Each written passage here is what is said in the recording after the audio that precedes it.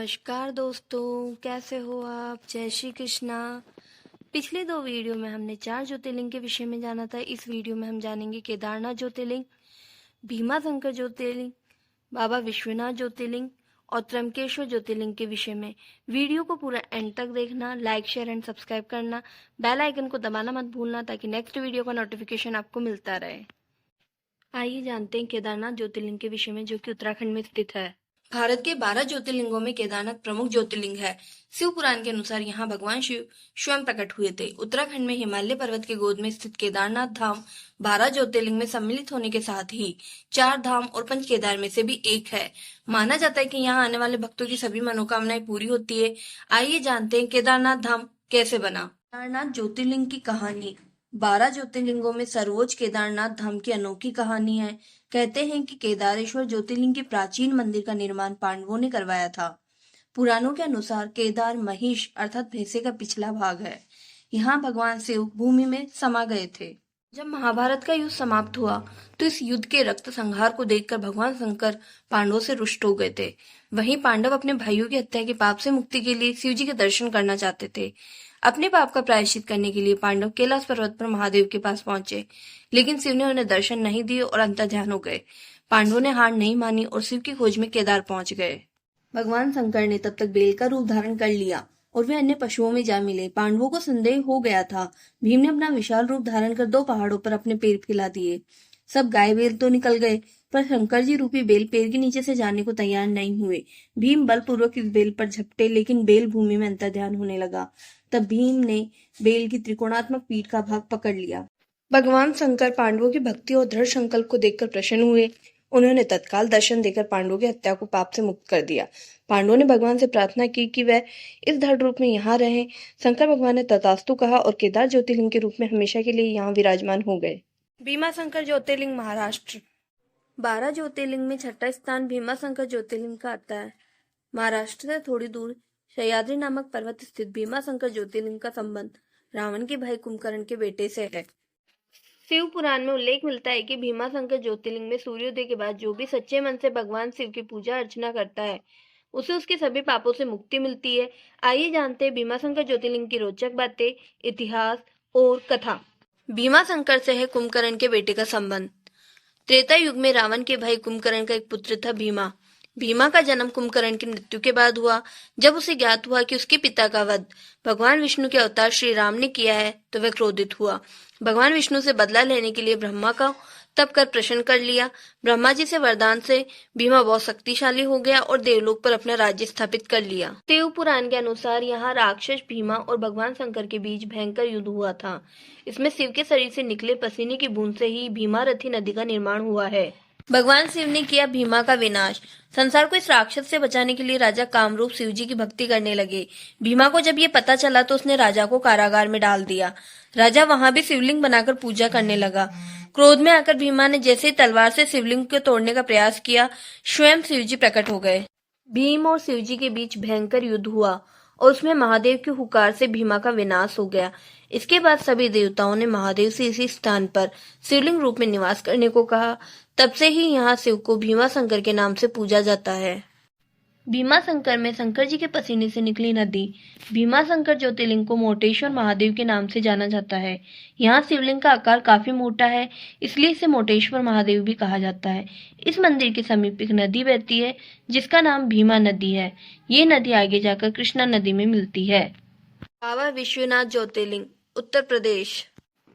बाबा विश्वनाथ का ये ज्योतिर्लिंग उत्तर प्रदेश की धार्मिक राजधानी माने जाने वाले वाराणसी शहर में स्थित है। काशी विश्वनाथ ज्योतिर्लिंग की स्थापना।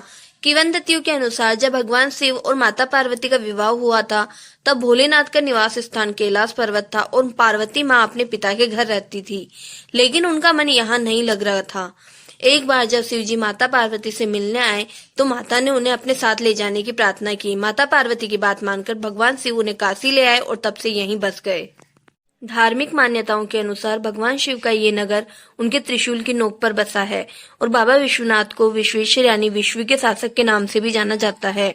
धार्मिक मान्यताओं के अनुसार बाबा विश्वनाथ का ये मंदिर युगों युगांतर से यहाँ मौजूद है, जिसका उल्लेख महाभारत जैसे पौराणिक वेद ग्रंथ में किया गया है, लेकिन 11वीं सदी में राजा हरिश्चंद्र ने करवाया था।